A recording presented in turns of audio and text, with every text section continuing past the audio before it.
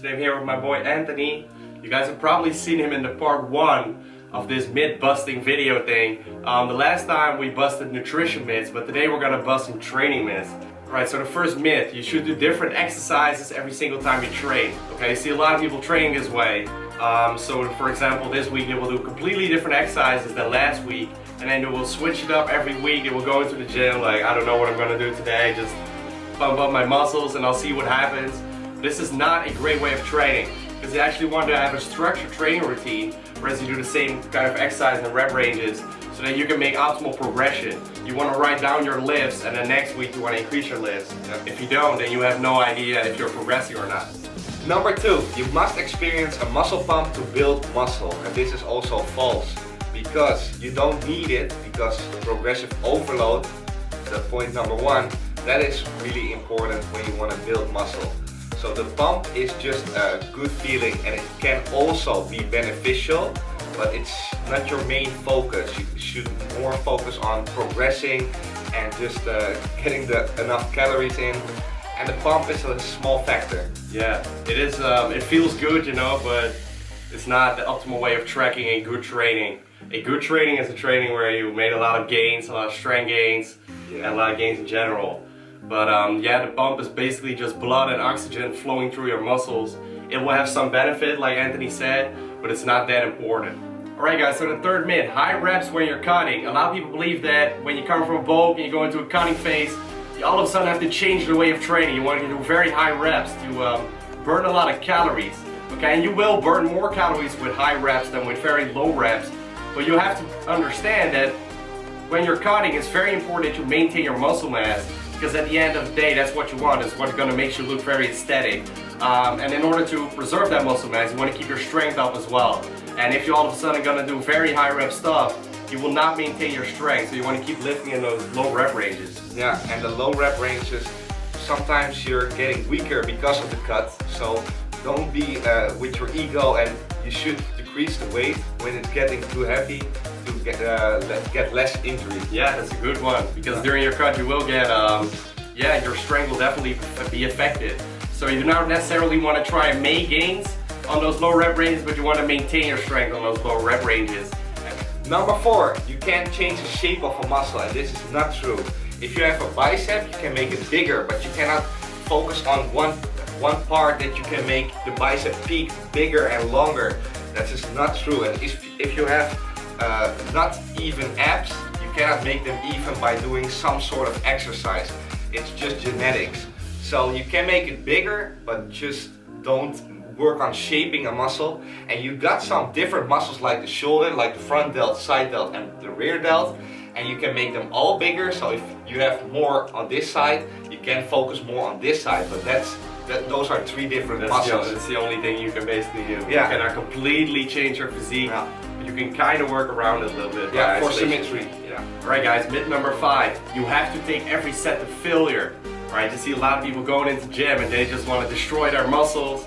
So I've heard that shit all the time. Want to destroy their muscles, so go every set to failure. Every set, every exercise. What you will notice, especially if you're doing a little bit of the lower rep training as well, like I said, what's very important for power building, you'll notice that if you take your first set to failure, your whole workout will be affected, and you will not be able to make progress on your lifts.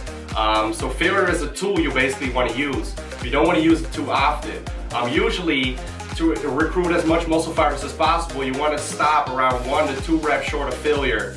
And then you want to use failure to kind of boost those gains, but you want to do it on a few sets of a few less exercises.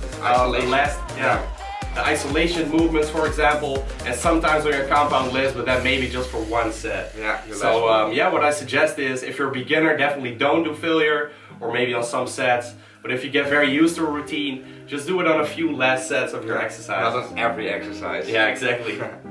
Number 6, if you exceed 45 minutes in the gym, you will become catabolic, and this is not true. You can do sessions when you're doing full body from 75 minutes maybe to 2 hours if you can handle it.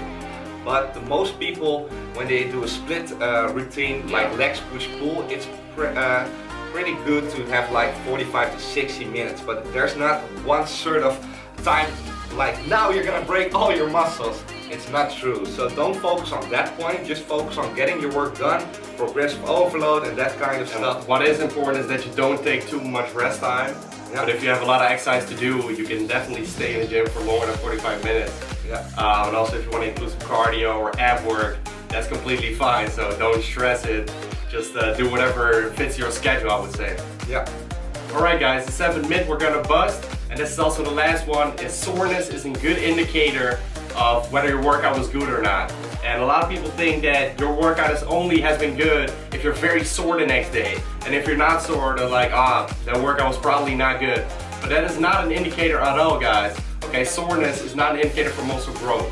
What is an indicator is whether you are making gains on your lifts, so whether you are increasing. If you were doing a bench press of 100 kilograms yesterday and the day after tomorrow you're doing 105 kilograms, then that is progress. Even if you're not sore the day afterwards, you have made gains. Yeah. Alright, so it's not something you really want to focus on. And definitely when you start out a new routine, you will be very, very sore the first weeks, especially if you train everybody. If you come from training everybody about once a week and you go to twice a week, you will experience crazy soreness. Yeah. But you will actually notice that your body may already be recovered when you're still sore and you can still work out. Like I've been benching when I was sore during my new program and it was completely fine. I made actual gains. Yeah. But yeah, so people think that it's some kind of crazy thing, but it's and if you program hop, you will get sore every time, but that's not the best way. We already mentioned it. Exactly. So you want to stick to one program. And then after 2 to 3 weeks, soreness usually goes away. Yeah. When I'm far into a program, I'm usually not even sore anymore. No. On no workout, I'm sore anymore. So. Alright guys, so those were the 7 myths. I hope you guys enjoyed the video, and I also hope you enjoyed Anthony being here. If you did, make sure to subscribe to his channel as well. A link will be on top of the screen and the description down below. His channel is Dutch, so only for the Dutch followers. Yeah, I guess so. And thank you guys for watching. If you liked the video, make sure to like the video. Make sure to comment down below and subscribe to the channel for more videos.